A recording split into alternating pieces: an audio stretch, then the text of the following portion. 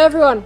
My name's Catherine. I am a historian, as you know. I have just finished my doctorate at the University of Oxford, and I'm going to be talking to you today about different ways that we can work across disciplines.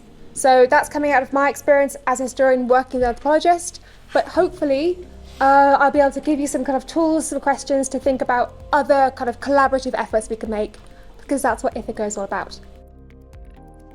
The first thing to talk about is, how did our interdisciplinary approach come about? I'm talking about myself and Therrien. How did we start working together? We were put together to work on this project looking at migrant narratives in Morocco, specifically experiences of mixed marriages. So Therrien looks at that in the contemporary setting, in kind of contemporary Morocco.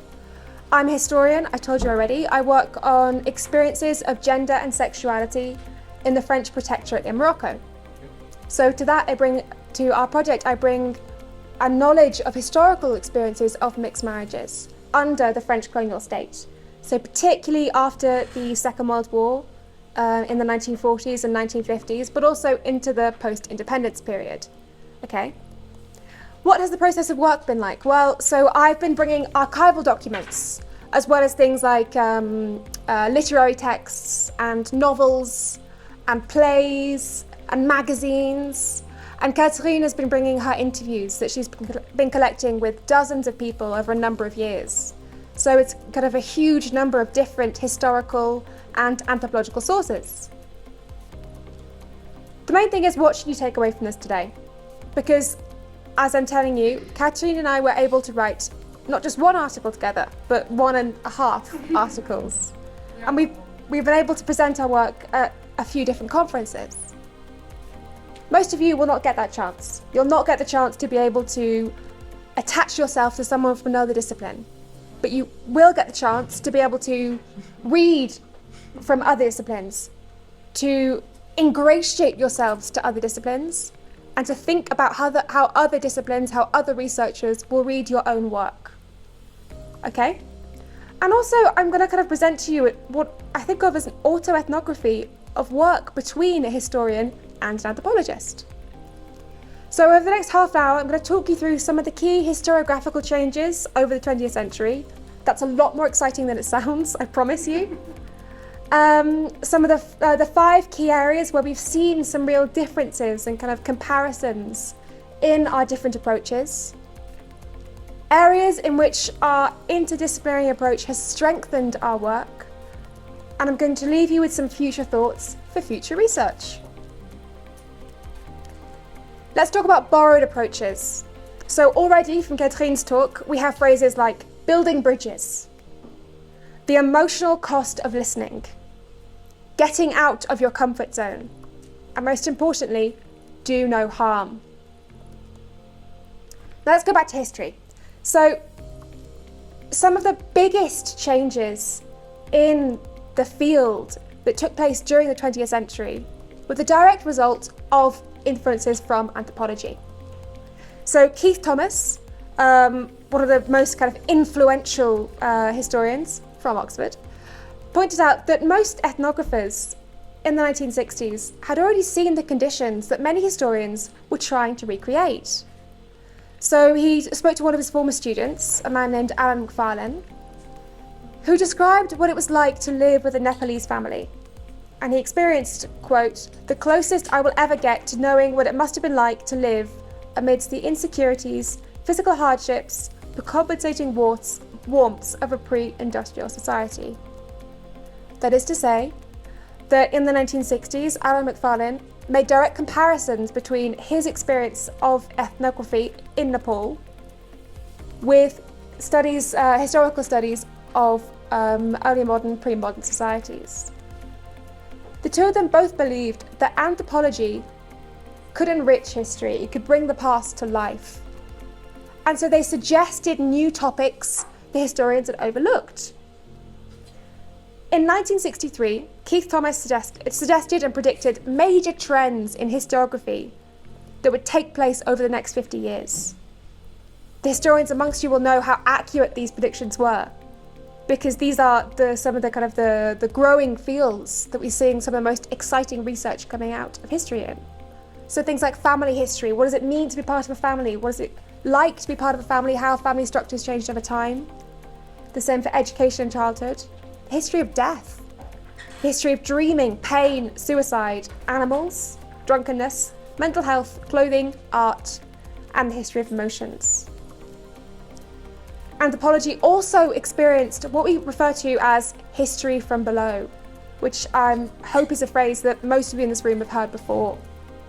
So E.P. Thompson, the famous historian, in 1971, published a piece on what he called the economy of the crowd in 18th century England. So he attempted to explore crowd action, what it meant to be part of a crowd, what it was like to be part of a crowd, following anthropological principles. Clifford Geertz's ideas of anthropology, quote, from the native's point of view. So instead of the point of view of the researcher, what does it mean to be part of it? What does it mean to be from this perspective? This continued to impact some of the major changes over what was the burgeoning discipline of cultural history, social history, and also microhistory. So the cheese and the worms, we've got Italians here, I'm sure they'll be delighted to hear me talk about that. Carlo Ginzburg's microhistory and study of his Miller in early modern Italy tells us that in the past, historians could be accused of wanting to know only about the great deeds of kings. But today, this is certainly no longer true. More and more, they are turning toward what their predecessors passed over in silence, discarded, or simply ignored.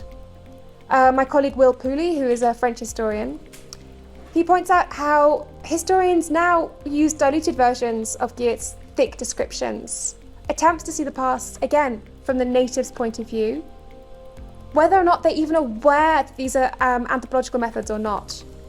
So these influences have flowed in both ways as well. So many anthropologists have now embraced change over time, so they're able to historicize their own anthropological approaches. And historians repeatedly keep coming back to these ideas that are rooted in that anthropology. Robert Darnton, again in the 1980s, he took inspiration from the same idea. He wrote a famous book called The Great Cat Massacre. It's one of the foundational texts of cultural history. And he argued that essentially Darnton used the massacre of a bunch of cats in 17th century Paris, which was supposed to be a joke. Now, there's not something that funny about that, is there? You're not laughing when I tell you loads of cats got killed and kind of strung up on a string. But what he argued that the meaning of cultural history and many other things as well, the meaning was in the moments of incomprehension. So where contemporary readers, where contemporary audiences can't understand rituals or jokes or proverbs or poems, that's the key to the culture that we're trying to study, right? And you can see the anthropological influence in that. This is a tool of what we call historical ethnography. It allows us to make sense of how people made sense of the world, how they, quote, thought about what they thought. So what I'm saying is anthropology led to cultural history and microhistory, which have had huge impacts on how we understand the entire discipline of history. Now, can anthropology help some histories more than others? I think probably yes. There are some histories that lend themselves more to looking at lived experience, to people, than certain kind of big events, right? So this is an approach that's particularly helpful for social history, for cultural history, for gender history as well, because we have to look at how experiences of gender, how attitudes towards gender have changed over time. Anthropology and ethnography are also very helpful for looking at multiple cultures or subcultures that are able to exist at the same time. I mean, we get this from Ginzburg. The Cheese and the Worms is a way of looking at how different cultures were able to take place in early modern Italy. But particularly this is helpful for histories from below. So again, gender history, history of childhood, and also colonial history, which I'll talk you through in a second. But how could an interdisciplinary approach be particularly helpful in Morocco? Anthropology is a key tool in the Moroccan context, particularly in the post-independence era. Brahim El-Guebli talks about other archives, right? So one of the key problems that we have if we're going to try to historicise the 20th century in Morocco is that post-1956, there aren't really any archives. So during the years of lead, during the post-colonial period, there is no real kind of documentary evidence. There's no kind of there's no historic records from this period, which means that we have to lean on other archives. We have to lean on more anthropological approaches. We have to lean on things like oral history, testimonies from secret prisons, from people who were imprisoned during this era. And we have to also use other historical sources, such as novels, such as magazines, such as the press, because we're not able to rely on traditional historic approaches. So les Archives de Maroc were only established in 2007. Before then, many of the historic documents were all destroyed.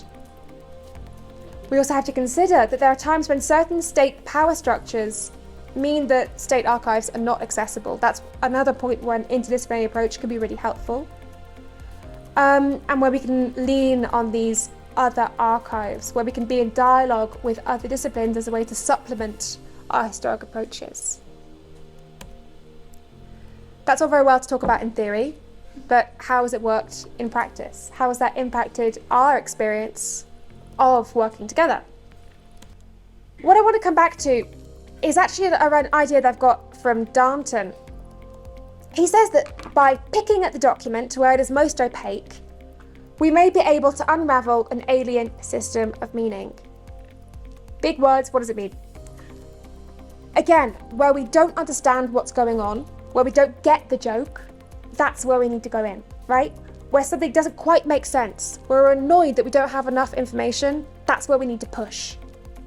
How can these frustrations help us? So, for example, Catherine and I experienced a moment where she was frustrated with the lack of historic data. One of the things you have to deal with a historian is that you can't obviously ask people directly what happened, unless you're doing kind of oral histories. But most historians aren't able to ask their historic actors that directly. They're not able to know what happened next, right? If you're looking in the archives, if you're looking at documents, you can't work out what happened next. You are at the disposal of the paper in front of you. Catherine was frustrated with this, right? But an approach like this, the fact that she was frustrated in the first place, allows us to draw the conversation forward. The fact that she expressed frustration allows us to think, what would we like to know? When we know what we'd like to know, that helps us go out and find it. We can think about what might have happened. We can think about connections we can make in the post-independence period and about how lives get translated into documents. So we can think about where to go and look for where the next chapter would be. Another example is that whilst we were researching mixed marriages, I was talking about marriages that took place during the colonial period. Catherine expressed that she was frustrated that we couldn't find out if these couples, which were for the most part Moroccan men and French or European women, we couldn't find out if they'd married with an adoul, as is the law in contemporary Morocco. So we couldn't find out if their marriages were fully recognised by Islam. The point is, Catherine's frustration pointed out that I hadn't thought about that. I'd been so focused on what the documents were telling me, the documents which were saying, oh yeah, these people got married in France, they got married in the French system. I had considered, well, are they married, legally within Islam? The frustration helps us get to a more useful question to ask. Does that make sense? Let's think about archives. Who was able to access these archives? The people who could afford to go there in the first place. The people who could afford to stay there for a few days. The people who are able to get a visa to go there, that's the main one. And also the people often who have an institutional affiliation. So it can often be harder to access archives if you're an individual. If you're part of a university, particularly if you're part of a prestigious university like Oxford, people are more likely to be keen to facilitate your research. We have to think about how that impacts the research we're able to do as historians. We also need to think about what we see in the archive.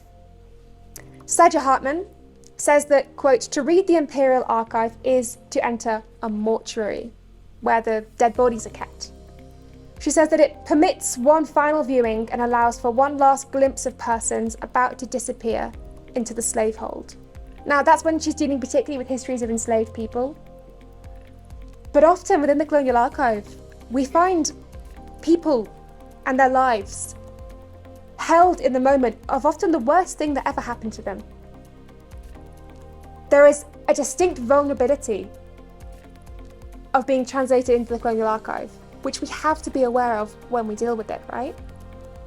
Marissa Fuentes in Dispossessed Lives tells us that, quote, enslaved women appear as historical subjects through the form and content of archival documents in the manner in which they lived. That is to say that these are documents that were created under violence, within the violent conditions of imperial rule, particularly when we're talking about enslaved people, but also there's the case here in Morocco. And that violence, that often dehumanization, gets translated into the documents. If we're not aware of that when we deal with the documents, we reproduce that violence. We also have to think about how things get pushed into the archive in the first place. From what I've experienced, information only really gets translated into the colonial archive when things don't go to plan, right? When something goes wrong. So it's only ever the loss of control or attempts at reform, at changing something, or insubordination from colonized people that leads to something being created. If everything's working as it's supposed to work, no one's going to write about it. It's only when something goes wrong that someone says, we need to have a report on this, and then the report gets put into the archive. Okay? That obviously is going to have an enormous impact on the information that we have at our fingertips. We don't actually know that much about daily life. We only know about when people's lives didn't fit these models. That's when anthropology can be helpful. Anne-Laura Stoller, who is, again, someone whose work is very much she calls herself historical ethnographer. She's between history and anthropology. She attempts to, quote, distinguish between what was unwritten because it could go without saying and everyone knew it, and what was unwritten because it could not yet be articulated. What was unwritten because it could not be said. What's not in the archives because it was boring. What's not in the archives because it was taboo. What's not in the archives because people didn't even know how to talk about it. We need to think about how that impacts the information we receive and how we use it. I say that because these are key issues we have to think about when we're talking about giving a voice, or as Katrine's talking about, not getting in the way of a voice. A phrase we use a lot in history that I think is also popular in anthropology is reading against the grain. What does that mean? How are you supposed to read a document and think, okay, well, this is how some man sitting in an office in Rabat was writing it. This is how I'm going to read it. This is how I'm going to try and look for the kind of human experiences within a document. How does this compare with anthropological research? And where are the hierarchies in place and the voice of silence there? It's interesting because I think anthropology has had a real a reckoning about the relationship between researcher and subject. History is having that, particularly colonial history, but there is nowhere near enough discussion of the relationship between the person doing the work in the archive and the person whose life they're reading about. And anthropology can help us think about that. Therrien has spoken to you about issues about anonymity, and about how it's useful to think about the assumption that anonymity is the best and most ethical approach. Again, if we're thinking about do no harm, we need to think about how this also applies to historic actors. On the board behind me, you can see a quote from Germaine Aziz, who wrote a fantastic memoir about her life, about her time studying sex under the French Empire in Algeria, Tunisia, and then France. Germaine Aziz knew that she was going to be held within the police archives. And she says that the idea of that haunted her. The idea of being held in a folder with a picture of her face, holding a number, and on her file, on distinguishable features, they put nothing.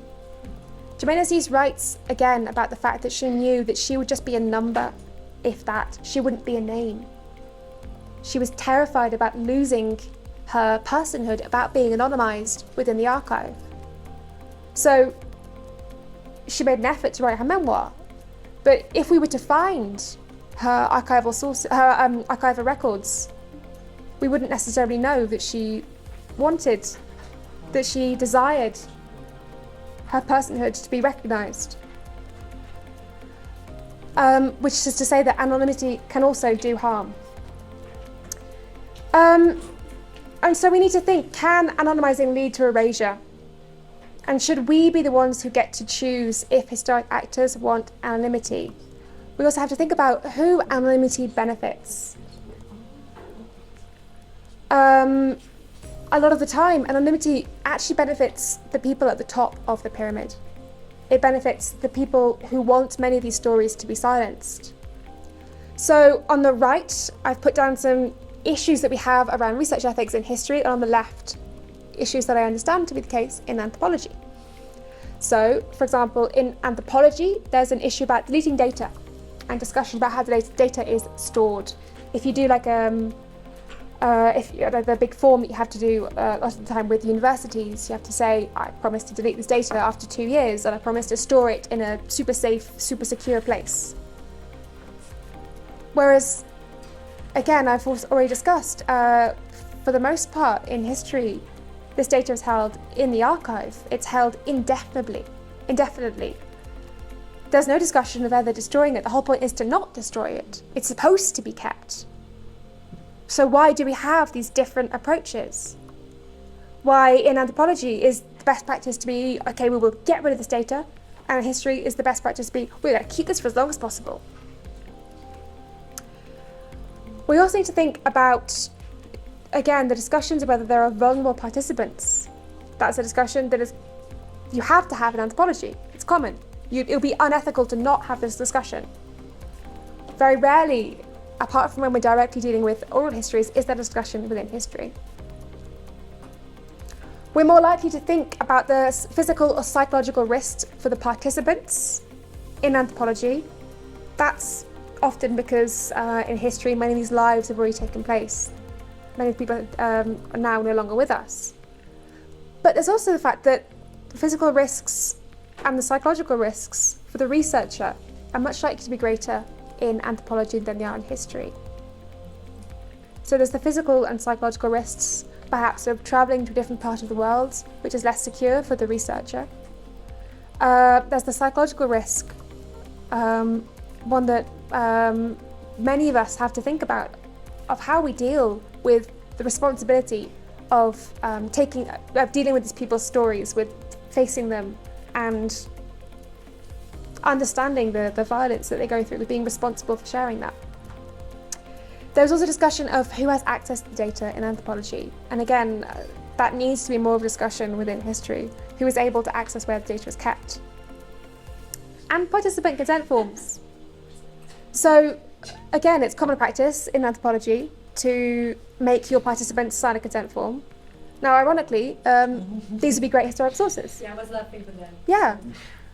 But so if I came across, someone, we've had ethnography since the 1920s. If I came across the participant consent forms from someone, they didn't have them because they had no ethics, but someone doing an ethnography in the 1920s, that would be amazing. Mm-hmm.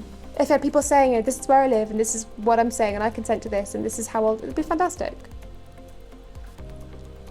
We also have to think about the issues of the archive.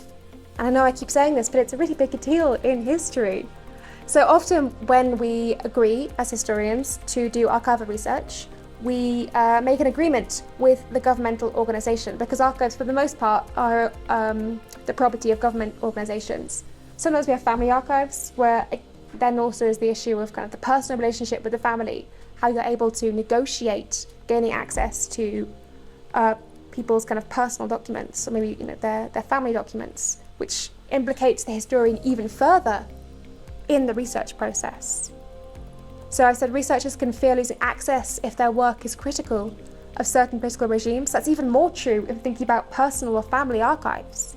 If you're going to say that, I don't think your uncle was a very nice person, you are not going to be able to access the archive anymore. Some archives, as I said, are also more welcoming to those with institutional associations. Again, that's a bias we have to be aware of. And again, in the archive, the data is owned by the body that owns the document. This becomes more complicated when it comes to global history, and also when we think about taking pictures and things. We also need to think about the impact that our research has, the impact of research ethics on our project. So in the super archive, in the ITHACA super archive, I can't include images from the archive that I take when I want to go work on them. That's a violation of the agreements that I've signed with the archives when I took the photos. But I can include the information.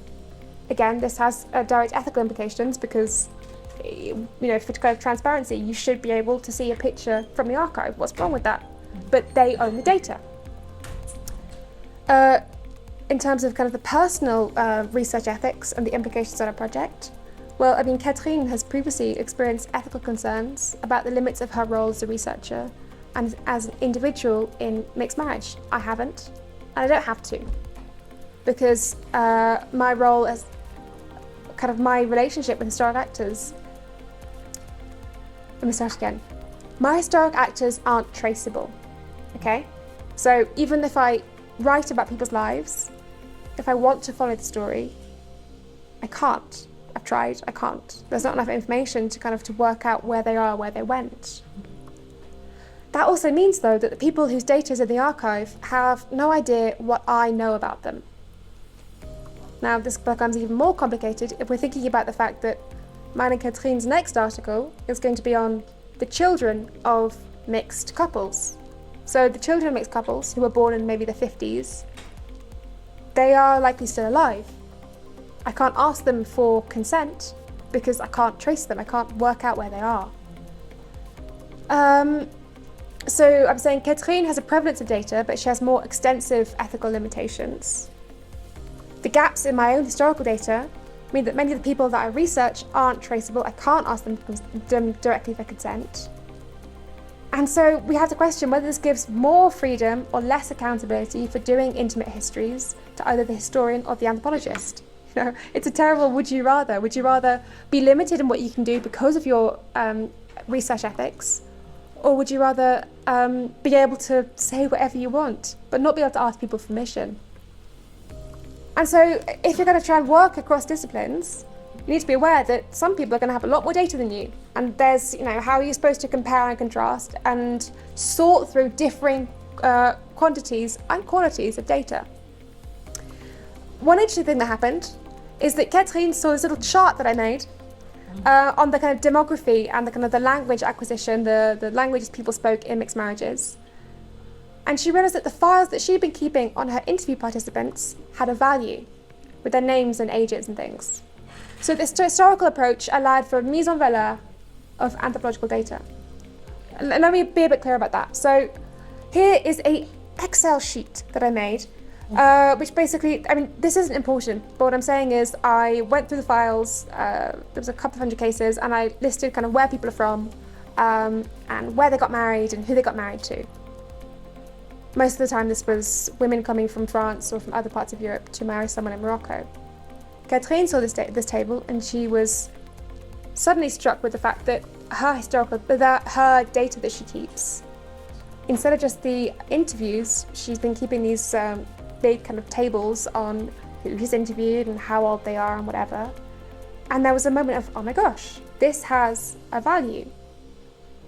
So you also need to think, are you sitting on some data that could be really useful for another discipline? If you change the questions that you're asking, if you're changing the approach that you're using, how could that make the data that you have more valuable? We also need to think about the relationships that we build as historians, as anthropologists. So as historians, what does it mean that we interact with documents instead of people? As I've said, these are particularly important questions to be asking when these are documents that have been produced under violence, under the violence of colonial state. And the question that I keep asking myself because of this interdisciplinary collaboration, when I see that Therrien works directly, you've heard the story about her collaboration with Lorna, is how would I do my work differently if I was working with people and not just documents? What would I change if I had all the people whose lives I talk about sitting up here with me? And so we need to think about, who are we responsible to? Does that change if we're working across disciplines? And who our research is accountable to? Would you write, as a historian, would you write differently if you knew that the people you're writing about would read your work? That's something anthropologists have to deal with. It's something sociologists have to deal with. You can send people the book and you can say, your interview is analysed on page 5. That's not something historians have to deal with. But maybe we should act as though we could. So working with an anthropologist has made me more aware of my readership, of the impact this historical work might have on contemporary mixed families in Morocco. This is particularly important when we think about readership, when we're interrogating colonial racial hierarchies, racial categories, or kind of colonial prejudices. We have to be so careful we're not reproducing the biases, the prejudices of the colonial state. And I think being aware of the readership of our articles helps with that. Another note about relationships is that when we take from anthropology the understanding that the historical actors we're dealing with are people with their own interior kind of subjectivity, that could also help us think about the questions that we're asking. So in terms of our experience, I was looking at statistics that indicated couples in Morocco in mixed marriages in the 1940s were not too concerned about their partner converting to Islam or Christianity. And the French colonial archives, they said, actually, most of these couples are actually okay with the other one practicing different religions, or they didn't really mind too much about the religion that their children were raised in. I read this and I was like, great, this makes sense. There was a kind of religious fluidity, flexibility. How interesting. I said this to Therrien, and she pointed out that her research had shown her that actually that's the other way around. It's because the individuals who were going into mixed marriages were actually but they weren't likely to do that if they had strong religious beliefs, right? If they were kind of strongly practicing either religion, they were unlikely to marry someone from the outside of that religion, which makes sense. My point is that with Therrien's perspective, from what she kind of gleaned from her own conversations with people who entered into mixed marriages in Morocco, she was able to bring that understanding. That's because I was thinking about the group and Therrien was thinking about the individuals and their own identities. Okay? The problem there is that I was taking the colonial archive at face value. But here, an anthropological approach brought depth, brought personhood and identity. Okay? So in conclusion, I think that anthropological approaches are particularly helpful for certain types of history. Ones based on experience, people, culture, and approaches from below. For historians of colonial periods or of marginalised groups, anthropology can be really helpful providing a personal element to dehumanising documents, as well as an element of responsibility to historical actors. What do I think it can bring to directly to talking about marriage migration? I think a longue durée understanding of change over time, as we've seen in our research, combined with an intimate understanding of lived experience. And so I think we can use history to better understand migration. And I think we can use anthropology to better understand marriage. The best way to approach marriage migration is to bring them both together. And here are some of the thoughts that I'll be talking about this afternoon in the working group we're going to have.